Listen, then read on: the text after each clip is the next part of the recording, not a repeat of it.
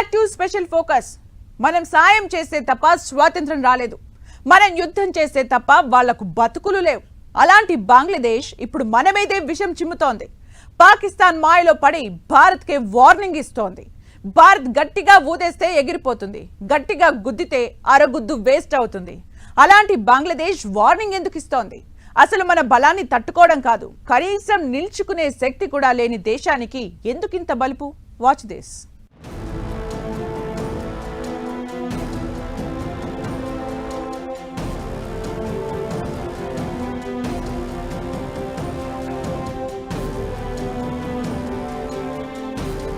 పాక్పై దాడి చేస్తే ఈశాన్య రాష్ట్రాలు ఆక్రమిస్తాం.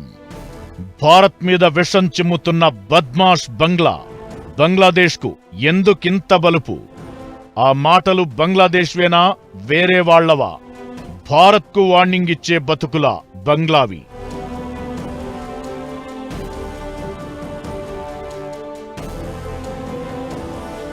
బంగ్లాదేశ్ ఇవాళ స్వతంత్ర దేశంగా ఉంది అంటే అది భారత్ వల్లే. 1971 యుద్ధంలో పాకిస్తాన్ను ఎదురించి ఓడించి మరీ ఆ దేశానికి భారత్ స్వాతంత్ర్యం అప్పగించింది. అలాంటి బంగ్లాలో షేక్ హసీనా సర్కార్ కూలిపోయిన తరువాత పరిస్థితులు మారిపోయాయి. అంతకుముందు వరకు భారత్తో స్నేహంగా ఉన్న బంగ్లా ఇప్పుడు చైనా, పాకిస్తాన్ మాయలో పడింది.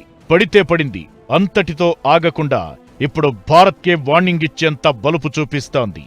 బంగ్లాదేశ్ మాజీ మేజర్ జనరల్ ఫజ్లర్ రెహమాన్ చేసిన వ్యాఖ్యలు ఇప్పుడు కలకలం రేపుతున్నాయి. పాకిస్తాన్పై భారత్ దాడి చేస్తే భారత్లోని 7 ఈశాన్య రాష్ట్రాలను బంగ్లాదేశ్ ఆక్రమించాలని ఫజ్లర్ సూచించారు. ఈ ఆపరేషన్ కోసం చైనాతో కలిసి పనిచేయాలని చర్చలు జరపాలంటూ దరిద్రపు సలహా ఇచ్చారు.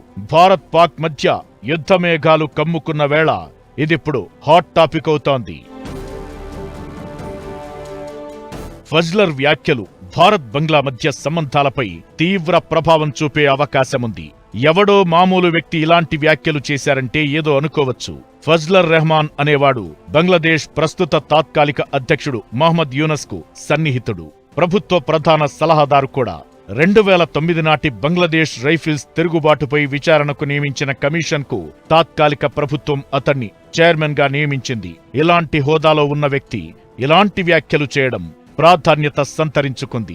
అయితే ఫజ్లర్ రెహమాన్ వ్యాఖ్యలతో తమకు ఎలాంటి సంబంధం లేదని, అవి ఆయన వ్యక్తిగత అభిప్రాయాలు మాత్రమేనని బంగ్లాదేశ్ తాత్కాలిక ప్రభుత్వం చెబుతున్నా భారతీయుల కోపం మాత్రం కంట్రోల్ కావడం లేదు. కానీ బంగ్లాదేశ్కి సొంతంగా బలమేం లేదు. బంగ్లాదేశ్కి పెద్ద మాటలు ఈశాన్యం మీద మాట్లాడటానికి అసలు అవకాశం లేదు. తర్వాత బంగ్లాదేశ్ అంటే ఈశాన్యం ఏరియా అందరికీ ఒక రకమైన హేట్రెడ్ కూడా, ఎందుకంటే అక్కడి నుంచి జనం వచ్చి అక్కడ సెటిల్ అయిపోయి వాళ్ళు విశేషమైన అరాచకం కూడా తీసుకొస్తున్నారని అందరికీ తెలుసు. కాబట్టి అంత సీరియస్గా తీసుకోక్కర్లేదు బంగ్లాదేశ్ మాటలు. ఎవరి మాటలైనా మాట్లాడుతున్నారా, పాకిస్తాన్తో దగ్గర అవుతున్నారు.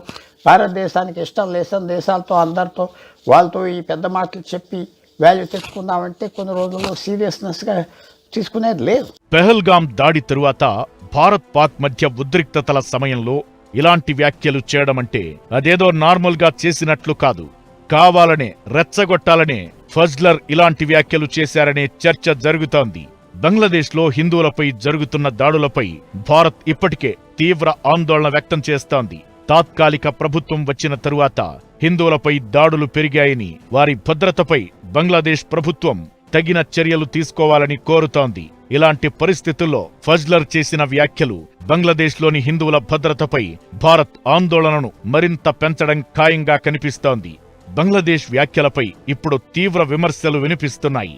భారత్ సాయంతో పాకిస్తాన్ మీద యుద్ధం చేసి స్వాతంత్ర్యం దక్కించుకుని సాయం చేసిన భారత్కు వ్యతిరేకంగా పాక్కు మద్దతు తెలపడమేంటి? బద్మాష్ వేషాలు కాకపోతే అనే ఆగ్రహం వ్యక్తమవుతోంది. బంగ్లాదేశ్ మాజీ సైనికాధికారి భారత్పై దాడి చేయాలనే సూచనలు చేయడం, దానికి చైనా సహకారం కోరాలని చెప్పడం, ఈయనకు తాత్కాలిక అధ్యక్షుడితో సాన్నిహిత్యం ఉండటం లాంటి విషయాలు భారత్ బంగ్లాదేశ్ సంబంధాల్లో కొత్త సవాళ్లను క్రియేట్ చేయడం ఖాయంగా కనిపిస్తోంది. బంగ్లాదేశ్ ప్రభుత్వం ఈ వ్యాఖ్యలను ఖండించినప్పటికీ ఈ సంఘటనలు ఇరు దేశాల మధ్య ద్వైపాక్షిక సంబంధాలపై ఎలాంటి ప్రభావం చూపుతాయన్నది హాట్ టాపిక్ గా మారింది. ఏ దేశం మీద అయితే స్వాతంత్రం కోసం ఒకప్పుడు యుద్ధం చేసిందో ఇప్పుడు అదే దేశానికి గులాంగిరి చేస్తోంది బంగ్లాదేశ్. ఆ రెండు దేశాల మధ్య కొత్త స్నేహం చిగురిస్తోంది. అదే ఇప్పుడు భారత్ను హెచ్చరించే బలుపుకు కారణమైంది. యుద్ధ మేఘాలు కమ్ముకున్న వేళ బంగ్లాను అడ్డు పెట్టుకుని పాకిస్తాన్ గేమ్ ఆడబోతోందా? కుట్రలు చేసేందుకు సిద్ధమైందా? భారత్ అలర్ట్గా ఉండాల్సిందేనా? భారత్ మీద అక్కసుతో రగిలిపోతున్న చైనా మన దేశం పక్కనున్న దేశాలను ఎగదోస్తోంది. బంగ్లాదేశ్ సంక్షోభం వెనక జరిగింది అదే. షేక్ హసీనా సర్కార్ భారత్కు అనుకూలంగా ఉండేది. ఆ ప్రభుత్వం కూలిపోయిన తరువాత బంగ్లాదేశ్లోని తాత్కాలిక ప్రభుత్వం చైనా పాకిస్తాన్కు లొంగిపోయింది. షేక్ హసీనా పదవి కోల్పోయినప్పటి నుంచి అక్కడి యూనస్ సర్కార్ పాకిస్తాన్ అనుకూల వైఖరి చూపిస్తోంది.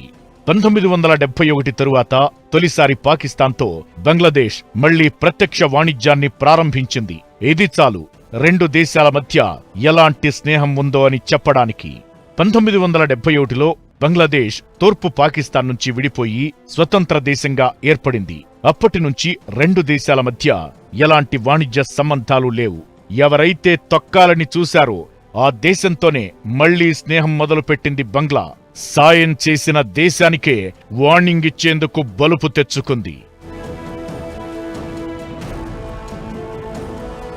పాక్ నుంచి అబ్దాలీ స్వల్ప శ్రేణి క్షిపణులను, టర్కీ నుంచి యుద్ధ ట్యాంకులను కొనాలని బంగ్లా ఆలోచిస్తోంది. బంగ్లా దళాలకు పాక్ సైనిక శిక్షణ కూడా ఇస్తున్నట్లు ప్రచారం జరుగుతోంది. ఇవన్నీ భారత్ను టార్గెట్ చేయడానికే అనడంలో ఎలాంటి అనుమానం లేదు. బంగ్లాలో పాక్ వేలు పెట్టింది. ఇకపై చైనా కూడా కాలు పెట్టే అవకాశముంది. ఇప్పుడు ఫజ్లర్ కూడా చైనా పేరు ఎత్తడంతో వాళ్ల బుద్ధెంటో అర్థమవుతోంది. ఇకటు బంగ్లాదేశ్తో స్నేహాన్ని అడ్డు పెట్టుకుని పాకిస్తాన్ కుట్రలు చేసే అవకాశముంది. దీంతో భారత్ అలర్ట్ అయింది. బంగ్లాదేశ్ మయన్మార్ సరిహద్దుల్లో భారత ఇంటెలిజెన్స్ వర్గాలు, భద్రతా బలగాలు హై అలర్ట్ ప్రకటించాయి. బంగ్లాదేశ్ సరిహద్దులో అత్యంత అప్రమత్తంగా ఉండాలని సూచించాయి. బంగ్లాదేశ్తో పాటు ఆ దేశ రాడికల్ ఇస్లామిస్టు గ్రూపులతో పాక్ సన్నిహిత సంబంధాల్ని మరింత పటిష్టం చేసుకునే ప్రయత్నం చేస్తోంది. దీంతో భారత్లో అల్లర్లు సృష్టించే దిశగా కుట్రకు తెరతీసినట్లు సమాచారముంది. దీంతో ఇప్పుడు భారత్ మరింత అప్రమత్తమైంది. ఇదంతా ఎలా ఉన్నా అసలు భారత్ ముందు నిల్చునే స్థాయి కూడా లేని బంగ్లాదేశ్ ఇప్పుడు ఏకంగా వార్నింగ్ ఇవ్వడం అంటే అవి వాళ్ల మాటలు కాదు అనేది క్లియర్.